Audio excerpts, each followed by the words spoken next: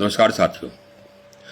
UGC द्वारा 13 जनवरी 2026 को जारी किए गए रेगुलेशंस पूरे देश के सभी शिक्षण संस्थाओं में अशांति पैदा कर रहे हैं और जातीय भावना, जातीय दुर्भावना को पैदा कर रहे हैं, वैमनस्य की स्थिति ला रहे हैं।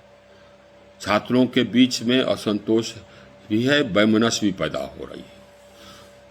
और ये सब कारण, ये सब नासमझी से ये रेगुलेशन एक ऐसे मस्तिष्क की उपज है या ऐसे मस्तिष्कों की उपज है जिसको कि संविधान की जानकारी नहीं, ऐसे मस्तिष्कों की उपज है जो मूर्खतापूर्ण से भरा हुआ है, लेकिन जातीय विष से भी भरा हुआ है। अब मैं बताता हूं आपको। इस रेगुलेशन में भेदभाव की बात कही गई है और यह बताया गया है कि यह रेगुलेशन भेदभाव रोकने के लिए लाया गया है, डिस्क्रिमिनेशन रोकने के लिए लाया गया है। डिस्क्रिमिनेशन या भेदभाव वो करता है जिसके पास शक्ति होती है या जिसके पास सत्ता होता है, जिसके पास अधिकार होता है। शिक्षण संस्थाओं में अधिकार, सत्ता, शक्ति यह शिक्षण संस्थाओं के संचालकों के पास होता है, उसके विद्यार्थियों के पास नहीं होता है। तो अगर भेदभाव पर नियंत्रण करना है तो यह रेगुलेशन वाइस चांसलर्स और प्रिंसिपल्स के लिए बनाई है, विद्यार्थियों के लिए नहीं, क्योंकि विद्यार्थी तो ये भेदभाव कर ही नहीं सकते ना, उनके पास कोई शक्ति ही नहीं। ये समझ नहीं है, जिन्होंने भी इस रेगुलेशन को ड्राफ्ट किया उसको ये बात समझ में नहीं आई कि डिस्क्रिमिनेशन का अर्थ क्या होता है, भेदभाव का अर्थ क्या होता है। भेदभाव कौन कर सकता है? भेदभाव वही कर सकता है जिसके पास शक्ति है, जिसके पास सत्ता है, जिसके पास अधिकार है, और यह विद्यार्थियों के पास नहीं होता है। तो विद्यार्थियों के बीच में क्यों जहल घोल रहे हैं आप? जिन्होंने भी ये ड्राफ्ट किया उसको संविधान की जानकारी नहीं है। संविधान के आर्टिकल 15 में स्पष्ट है कि धर्म, जाति इत्यादि, प्लेस ऑफ बर्थ, इस सब के आधार पर कोई भी भेदभाव गैर कानूनी है, अनकॉन्स्टिट्यूशनल है। इसमें किसी भी जाति के किसी भी व्यक्ति के साथ भेदभाव, जात के आधार पर भेदभाव अनकॉन्स्टिट्यूशनल है। ऐसा नहीं कि किसी पर्टिकुलर जातियां के खिलाफ भेदभाव ही कॉन्स्टिट्यूशनल है, या सिर्फ SC ST के खिलाफ भेदभाव जाति के आधार पर, या OBC के खिलाफ जाति के आधार पर, या किसी ब्राह्मण के खिलाफ या किसी अन्य जाति के आधार पर ये भेदभाव जाति के आधार पर यह अनकॉन्स्टिट्यूशनल नहीं। किसी भी जाति के किसी भी व्यक्ति को के ऊपर, किसी भी जाति के किसी भी व्यक्ति को या के विरुद्ध आप जाति के आधार पर भेदभाव नहीं कर सकते। और इसको इन्होंने बदलने का कोशिश किया है। संविधान में जो प्रावधान है कि जातिगत आधार पर भेदभाव नहीं होगा, यह सभी जातियों पर, सभी व्यक्तियों पर लागू। इन्होंने कहा कि नहीं साहब से, अपने डेफिनेशन में इन्होंने कहा है कि नहीं, जातिगत आधार पर भेदभाव सिर्फ SC ST और OBC पर लागू होगा। तो अनकॉन्स्टिट्यूशनल है, इनकी बात भी समझ में नहीं आई।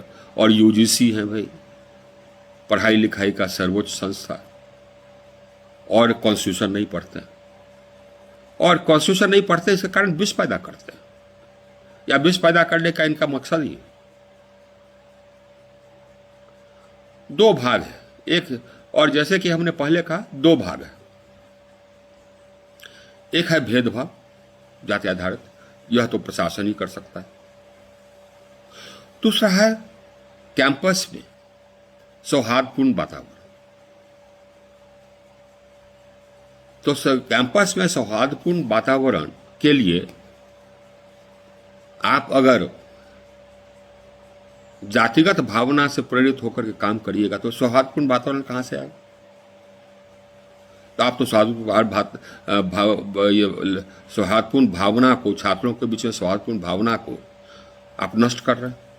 यही आपका मकसद है क्या? इस रेगुलेशन में आप स्क्वाड्स बना रहे हैं जांच के लिए। यह तो हिटलर करता था, उसके एसएस स्क्वाड्स होते थे नाजी जर्मनी के, जो कि ज्यूज के खिलाफ खोज करते रहते थे, या ऐसे व्यक्ति के खिलाफ खोज करते रहते थे जो कि किसी भी कारणवश किसी सरकार के खिलाफ बोल दे या हिटलर के खिलाफ बोल दे। ये तो वही परिस्थिति आप ला रहे। इससे सौहार्द कहां से होगा पैदा? छात्रों के बीच में ये समझ में बात नहीं आती है कि छात्रों के बीच में सौहार्द पैदा करने की आवश्यकता है। और यूनिवर्सिटी शासन में जो है, कॉलेज के शासन में जो है, उनमें यह भावना पैदा करनी है कि संविधान के अनुसार, कानून के अनुसार सभी को अधिकार मिले। जो कानून में प्रावधान है, आरक्षण का प्रावधान उसमें निहित है, कानून में है,